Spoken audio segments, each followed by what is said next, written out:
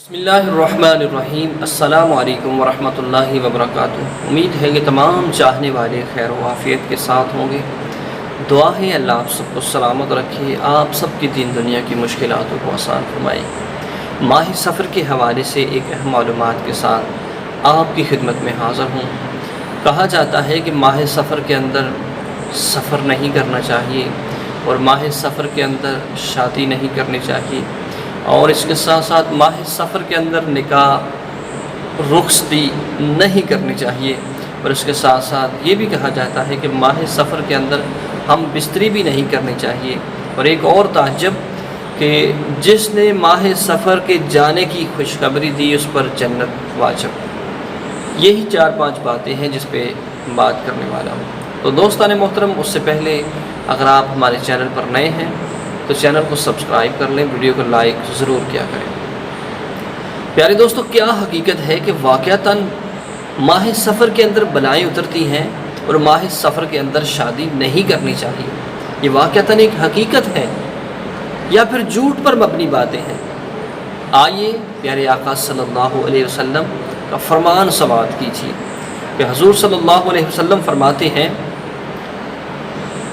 کہ آسمان سے بلائیں تو اترتی رہتی ہیں، لیکن جو اللہ کے ہیں انہیں نہ کوئی خوف ہوتا ہے، اللہ کے ہو جاتے ہیں، اللہ کے بتائے ہوئے احکامات پر عمل کرتے ہیں، نہ انہیں کوئی خوف ہوتا ہے، انہیں کوئی غم بھی نہیں ہوتا۔ تو کیا اس مہینے کے اندر شادی نہیں کرنی چاہیے؟ تو دوستان محترم، پیارے آقا صلی اللہ علیہ وسلم نے اپنی پیاری صاحبزادی خاتون جنت حضرت سیدہ فاطمہ الزہرا سلام اللہ علیہ کا نکاح ماہ سفر کے اندر حضرت علی المرتضیٰ شیر خدا کے ساتھ کیا۔ تو دوستان محترم، اس ماہ کے اندر اپنی بیگم کے پاس نہیں جانا چاہیے، ہم بستری نہیں کرنی چاہیے۔ کیوں کہ بلائیں اترتی ہیں، بلاؤں کی وجہ سے جو بچہ پیدا ہوگا وہ اچھا نہیں ہوگا، ٹھیک نہیں ہوگا۔ یہ بالکل من گڑت باتیں ہیں، اسلام کا ان کے ساتھ کوئی تعلق نہیں۔ اسلام نے ایسی چیزوں کو رد کیا کہ جو زمانہ اور دور جاہلیت کے اندر پائی جاتی ہے۔ کریم آقا علیہ السلام نے فرمایا کہ سفر کوئی چیز نہیں ہے، سفر کے اندر نہ بلائیں اترتی ہیں نہ وبائیں اترتی ہیں، اور سفر منحوس بھی نہیں ہے، بلکہ آپ صلی اللہ علیہ وسلم نے فرمایا سفر کو سفر نہ کہو، سفر کو سفر المظفر کہا کرو۔ تو آج ہمارے اندر کیا کیا غلط فہمیاں اور غلط رسومات اور غلط بدعات نہیں پائی جاتی کہ اس مہینے کے اندر ہم بستری سے بھی ہم نے کنارہ کیا۔ یہ غلط باتیں ہیں۔ کیسا غلط ہے؟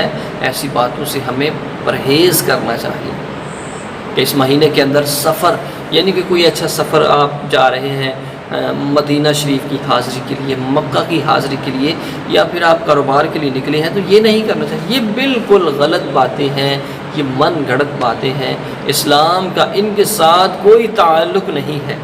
اسلام ایک امن کا دین ہے، اور اسلام کے اندر حضور صلی اللہ علیہ وسلم نے فرمایا کوئی مہینہ 12 مہینے ہے، کوئی مہینہ منحوس نہیں ہے، کوئی دن منحوس نہیں ہے، بلکہ انسان کے لیے وہ لمحہ منحوس ہے کہ جن لمحوں کے اندر وہ اپنے رب کی یاد سے غافل ہوتا ہے، جن لمحوں کے اندر وہ گناہ کرتا ہے، جن لمحوں کے اندر وہ اللہ کے آگے کسی کو شریک کرتا ہے، وہ لمحے انسان کے لیے